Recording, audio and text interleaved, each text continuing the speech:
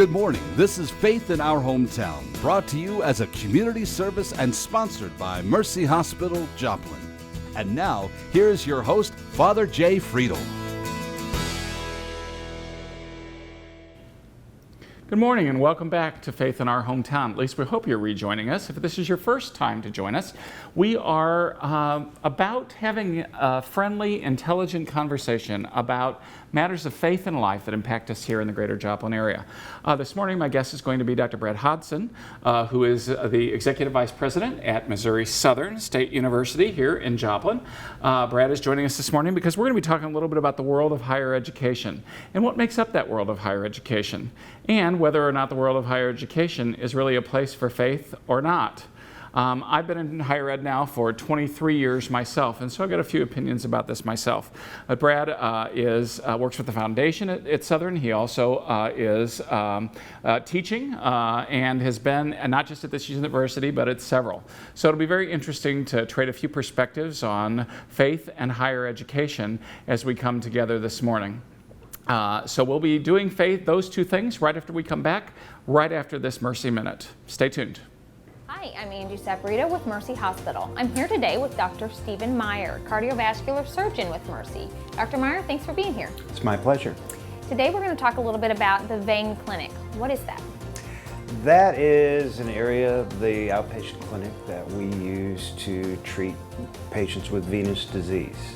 In the past, most of varicose veins and things like that required bigger surgeries in the operating room to treat.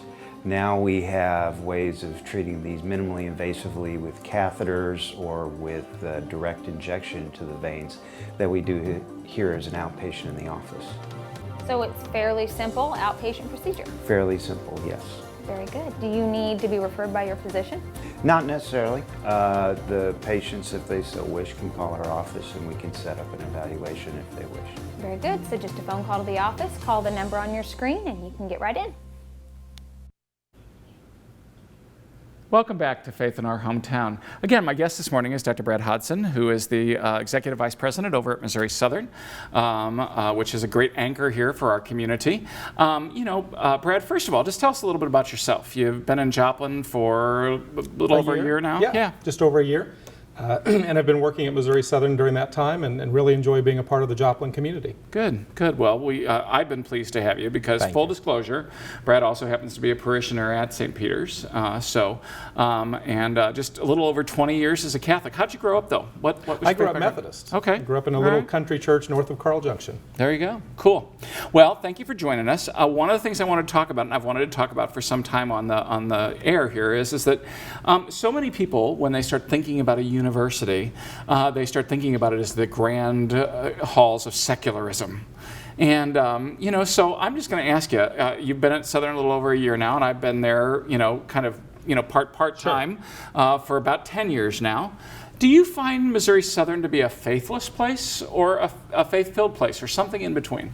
Well, I think it very much is a faith-filled place. Certainly the institution itself offers no faith position, but every day 6,000 students, 600 faculty and staff come to campus and they bring with them their faith perspective, whether that is Baptist, Methodist, Catholic, Jewish, Islamic, Hindu, they all come and we share that with one another. We pray together, we celebrate together, we grieve together. And that is through our faith that we do those things. And so I think Missouri Southern is very much a faith-filled community. Well, I find it to be so too, but that shocks so many people, because it's a state university. That's right. I've been working, at state universities now for 23 years. And as a matter of fact, I will say that when I was at Southeast Missouri State University in Cape Girardeau, I actually worked for the university in addition to working for the church. So You've seen both sides. I've seen both sides, and what's interesting there is I will say the state pays better than the church. I will say that. But I really did enjoy that interplay between the world of faith. It's a great crossroads between higher education and the church for me. And to me, they're such logical partners. Now, again, the university didn't want me telling them how to run the university, and I certainly don't want the university telling me how to run the church. But you can coexist. But you can very peacefully coexist and figure out so many ways to partner That's right. with each other in that regard. So, I mean, just in a regular day, I mean, how often does those kinds of things come up for people in conversations? Just give me some examples that you might come off at the top of your head. And first, I also want to say that a university is a learning environment, and so Sure. we are programmed to seek out information about things we don't understand. Right. And so exploring other folks' faith position is just natural to us because we are constantly striving to learn. And so it's a very robust environment where I may walk into a faculty member's office and there might be a Star of David on the wall or the Crescent and Star. Right. And it's an opportunity for me to engage them and say, tell me about that. Sometimes it's a souvenir that they picked up on a trip. Sometimes Right. it is deeply meaningful and part of their faith belief system. And so again, as a learning community, it's very natural for us to engage in conversations about one another and to learn from one another. That's part of what I like about higher ed is I've been in college now for 25 years. I got a degree 20 years ago, but I've been learning for much longer because I've worked in an environment that values knowledge. Well, that for me is always the exciting part about the whole thing. One of the things that I'll like to reminisce about is when I was at Southeast, I was in the Department of Political Science, Philosophy, and Religion. Okay. Interesting combination. It was an interesting combination. We called it the Department of Church and State with a question mark for the philosophers. But in terms of that, it made for great conversation. Sure. Because if there was something, if my colleagues heard something that was happening in the news, or the Pope came out and said something, they'd say, "Hey, Jay, tell me about this. What was he talking about? Or why is this so important to you guys? Or why are you hanging on to this?" Or we'd say something in the realm of medical ethics. Right. And one of my colleagues that would teach, she'd say, "Okay, come on, let's have this conversation. How are we going to work this out? How are we going to talk about this? Because I want to make sure that if I'm going to go after you, I want to make sure I'm going after you for the right thing. Right. Or whatever." And we were able to laugh about it and just to realize that maybe we would have some legitimate disagreements. Sure. But we could do that in a way that we would really be able to, in that fertile ground for conversation, Yeah. have great camaraderie and great conversation to do those things. And I think that's an environment that is lost in the real secular world outside of the church and higher education. You sometimes don't feel as if you can disagree with individuals because we're so firmly entrenched in our position. Luckily, on a university campus, we are in an environment where we can sit down and argue and then get up and shake hands and still be colleagues. And that used to be the way that it worked in politics too, but not so much lately. No. Not so much lately. But I remember, as a kid, looking at some of those old, great, stories of some of those great political leaders, that they'd fight with each other all day long, fighting over legislation, but then they'd go have dinner together that night. Ronald Reagan and Tip O'Neill. Exactly, You bet. perfect example, and that's exactly who I was thinking of. But that was great modeling for me as a young man, to see that even in politics people could do that. Sure. And I hope that I'm modeling that for my students. Being able to work, at Southern and to support Southern and, being there and being a part of the campus culture. I hope that I can do that for them in a way that they see that we're not afraid of the conversation, we're not afraid to engage Right. people, we don't have to throw rocks at each other, even when we may disagree Right. about where we land on a position or two. We need those sort of role models now more than ever. Well, I'd like to think so, and I'd like to think that that's what we're doing at Southern. If we can't have an intelligent conversation about something and disagree and come to different conclusions, we're doing a pretty lousy job at educating. Well, and we'll have speakers on campus, and we encourage students to attend the lecture. Well, I know I don't agree with that person. All the more reason that you should go to that lecture. Go listen. And listen. You may not change your position, but you might learn something. Right. And so that's, again, the value of a well-rounded higher education environment. Oh yeah, and I thoroughly enjoy that about higher ed. Sometimes I love getting out of my Catholic world and just getting onto campus and having those conversations with other people. I don't get to do it as much at Southern because I'm not teaching there. Right. Like I used You're to welcome at South. anytime. Oh yeah, great. Yeah, and spin that plate too. But I missed the classroom, Yeah. and I loved it. I loved the classroom because it was just a lot of fun. One of the things that I always get a big kick out of is that when I would start talking about people with in higher ed, especially if they're leery of the church, because some people in higher ed are leery of the absolutely. church. They're leery of religion and organized religion, and those kinds of things. when I would start talking about it, I'd say, well, did you know that the church started, institutions of higher education? They're just like, well, no. I mean, that was just to teach, church stuff. And I'm like, no. We actually started the great universities of Bologna and some of those things. Those places were started because, and that was simply this. We believe, and we believed and still do believe, that if people search for the truth, it'll eventually lead them to God. Now, there are lots of people in higher ed who don't necessarily believe in God, and that's okay. I mean, but they're still searching for truth. Now, ultimately, as a person of faith, I know that leads me to God. So whether it's Missouri Southern or whether it's Notre Dame, that's right. Okay, I still believe that those purposes are the same, is to lead people in a search for truth, wherever it happens to be and wherever their search for truth and their exploration of that leads them. Again, we may come down in different areas and we come down with different conclusions, but the beauty of the whole thing is that we're involved in the enterprise of searching for truth. That's right. And that's why I love higher ed. Yeah. I love teaching at the level of higher ed because everybody's brains, they've already done the basic work. Now they're going to that next level of just, trying to say, well, and it's really truly the work of what am I going to be when I grow up, in the ultimate sense of that. What am I going to do? How am I going to find my purpose in life? How am I going to move forward in life? Why do I believe what I believe? Exactly. Right. And and I'm one of those people that always just loved, even when my Catholic students would come up against a philosophy teacher that would start picking at their beliefs a little bit, I'd say, well, why do you think they're picking at your beliefs? Well, because you got to learn how to hold them. That's right. There's nothing wrong with having the belief, but how do you justify it? If you can't justify that when you're writing your paper, then you really don't know it. You don't really hold it. And you can't tell me that for example, you can't tell me you're a theist unless you've at least explored the arguments from atheism. You can't tell me you're a theist because otherwise you're just like wandering through and doing what everybody tells you.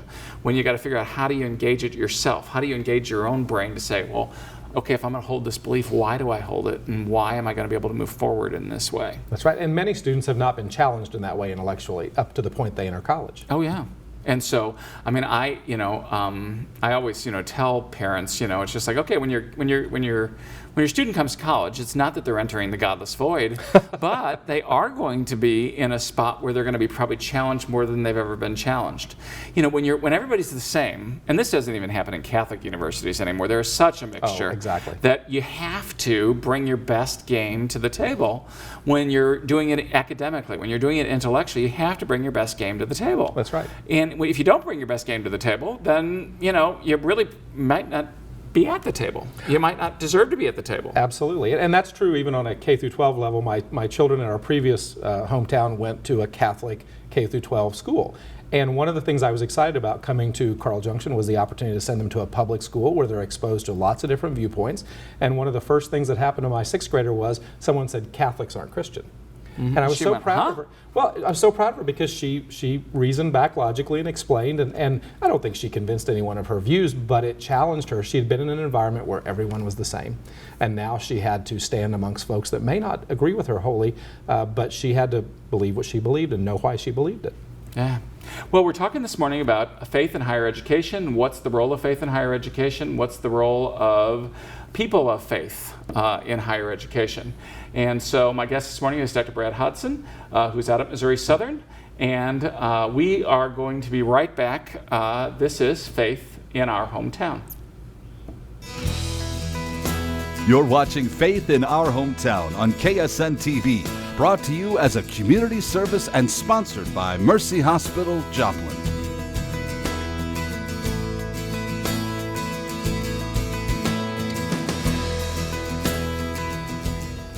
Well, welcome back.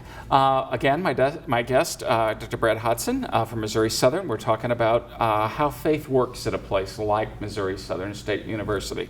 So how does Missouri Southern work with people of faith and faith-based organizations? How does it engage that? And what are the things they can do and what are the things they can't? Really, the student drives everything at Missouri Southern from how we interact with faith-based organizations. Generally, there will be a student organization that's registered with the institution, the Baptist Student Association, the Wesley Society, Catholics on campus, and we will work with them through that organization. We feel like in order to make sure it's equitable for everyone, whether you're the Catholics on campus or the biology club or the chess club, we have to sort of have that registration and that formal relationship with those organizations. But Right. we are open to any group that wants to form an organization on campus. These groups come and go sometimes. We may have a student that's particularly passionate about their faith. As long as they can get 10 other students and a faculty advisor, they can form a registered student group and take advantage of using the facilities, having access to some of the student fee money through the Student Senate, really just doing anything that any other student organization can do. Right, so there are faith-based religious organizations, for students, and then there are also those around majors, there are also those sure. around just particular interests. The LARPers, do you know who the LARPers are? Live action role play. Okay. They have a student organization. Right, They're which is- very and active. they're the foam swords yeah, people. yes, They're exactly. great Yeah. fun. So, well, I've had my table next to them at different information fairs. And we've talked, but I guess I really didn't, I have to laugh because I guess I really didn't ask what the name was, but Yeah. I mean, I knew what they were doing from the conversations, which has been They're kind of great fun. fun. Oh, they are fun. And I think that it's really important. So my role, for example, as a religious advisor, comes from the fact that my students want to organize and be Right. present out there. We also have a regular faculty advisor who's just part of the regular university community.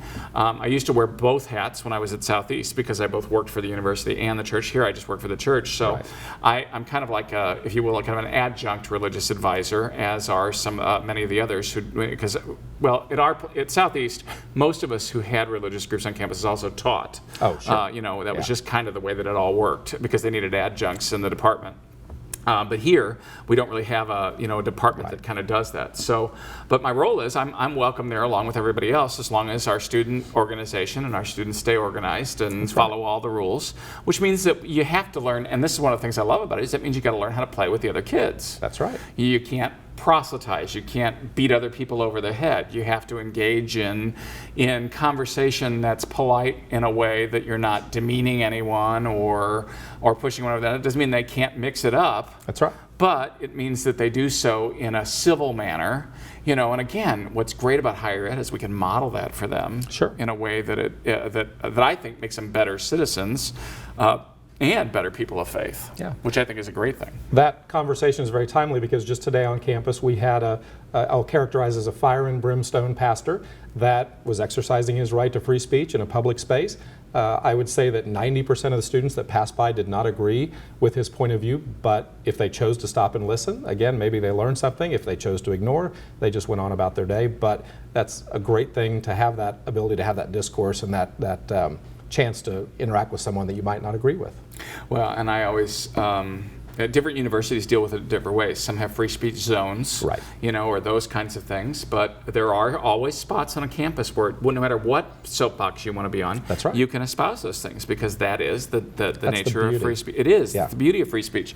I always used to laugh because when those people would show up, it happens less here at Southern, but whenever those people would show up at Southeast, my students would be coming, come on, Father Jay, come out here, fight with this guy, kick his, rear end, blah, blah, blah. And I'd just be like, no.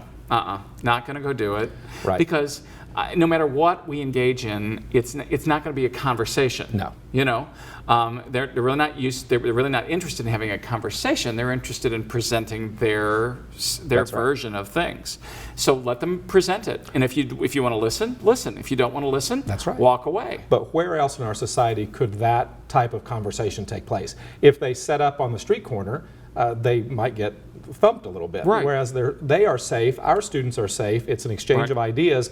I think that's why it's so important to protect higher education, to protect academic freedom. Even if you don't agree with what is being researched or espoused, it's important to have that safe space where new yes. ideas can flourish.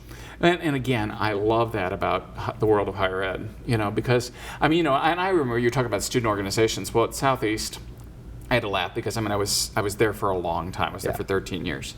And so every once in a while, the students would come together and they'd have a neo-pagan group or a Wiccan group or something like that. And so they'd always say, well, how do we get organized? So they'd say, well, how do we do that? And so I was, of course, I'd been there the longest, The go-to helping us guy. to help them. Here's what you need to do. You need to find a faculty sponsor. Well, who on the faculty? Well, I'd talk to this person, this person, this person, or this person, okay?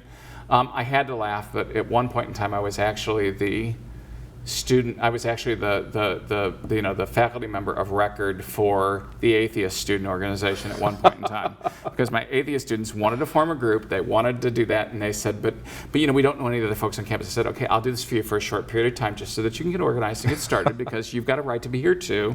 And they said, well, that's the reason why we asked you, because you're not mean to us. And I'm like, Sure. well, we're in higher ed. I shouldn't think people would be mean to you just because you hold a different position. But it happens. Yeah. I'm like, well, I just need you to understand that I'm not going to be mean to you. I think my Right. boss would be upset with me if I were That's just right. mean to you. But do you even list if I that on your disagree with you. resume? I don't usually list it on the I wouldn't resume. think so, I'm yeah. actually just taking I'm going to get, hate mail or something, but, for doing it. But I did it for a period of time. But the point was, for those students, I wanted to model for them, you've got a right to be here as much as everybody right. else.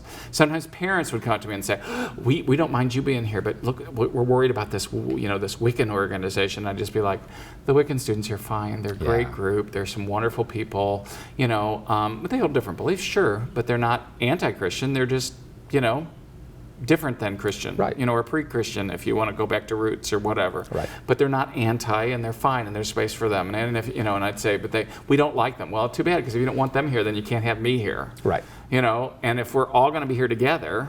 I've sometimes described higher education, the diversity of opinions, as we are simultaneously everything and nothing.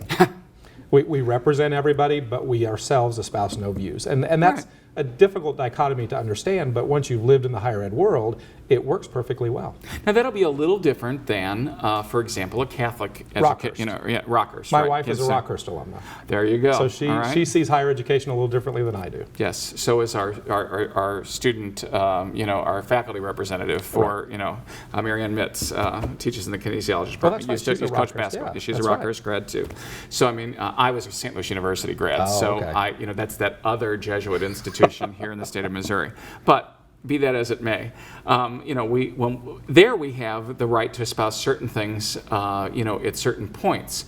But even in those places, academics' freedom is still honored. Absolutely. In such a way that not everybody has to hold the Catholic view in order to go there.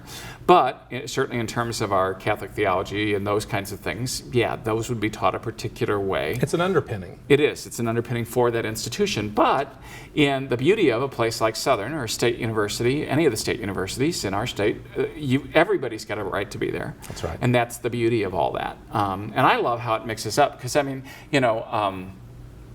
different campus ministries will get together once in a while, and it's like, oh, I'm comfortable doing that, but I'm not comfortable doing that. Okay, well, if you're not comfortable doing Sure. that, let's figure out a different way that we can all feel comfortable with this.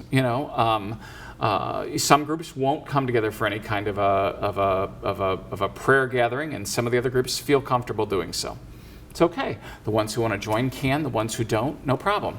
But we try to make sure we do enough that all of us together can do a few things. That's right. We used to plug for each other. We used to have one brochure with all the different religious student organizations in it. Yeah. And when somebody would stop by that table, I would, now when they stop by the table at Southern, 1 out of 25 students is Catholic. When I was at Southeast Missouri State, 1 out of 3 students was Catholic.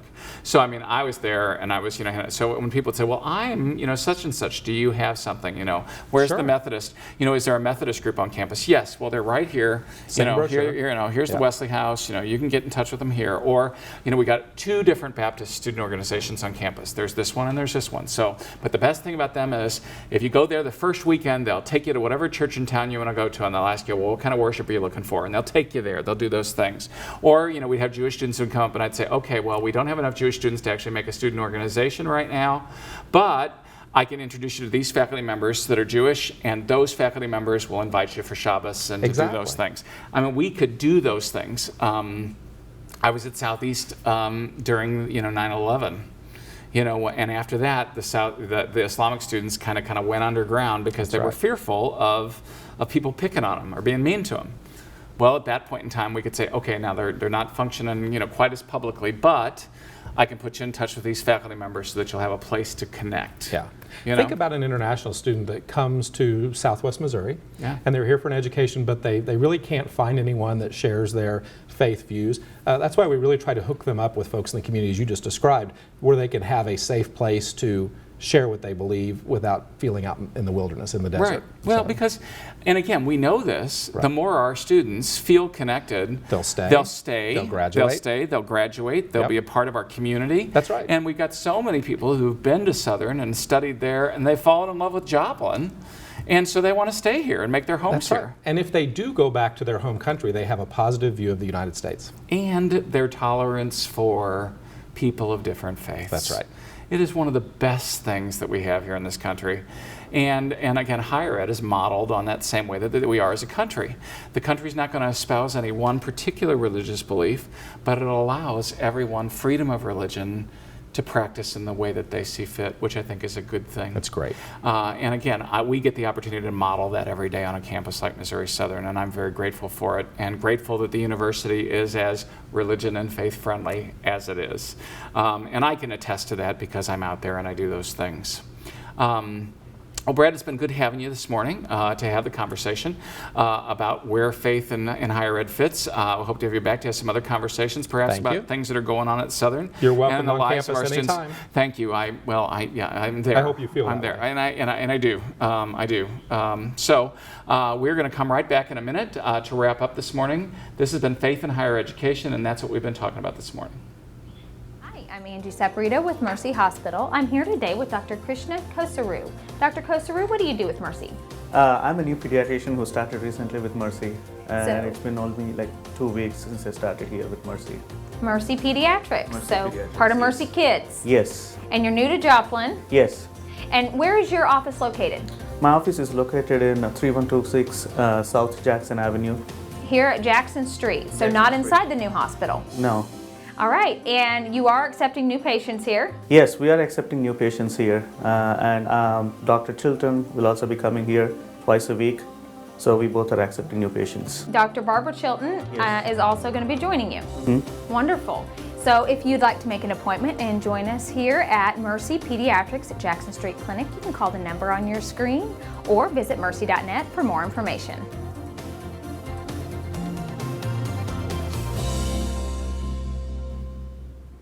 Well, this morning our guest has been Dr. Brad Hodson, who's out at Missouri Southern State University. I'm very happy also to have an affiliation with Missouri Southern as one of the religious advisors that works there.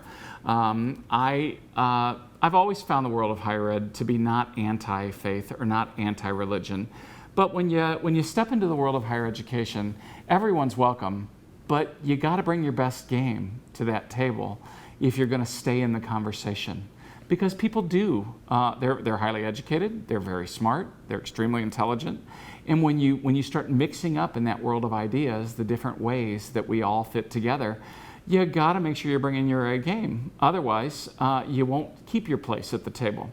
I am thrilled to be a part of the Southern community. I'm thrilled that we have a place where our students can have modeled for them the fact that we can all work together as people of faith. It's one of the reasons why we do the show, Faith in Our Hometown, is that we want to make sure that we can have an intelligent and friendly conversation. So thank you for joining us this morning, and this is Faith in Our Hometown. Thanks for watching. Faith in Our Hometown can be seen every Sunday morning at 9 a.m. here on KSN.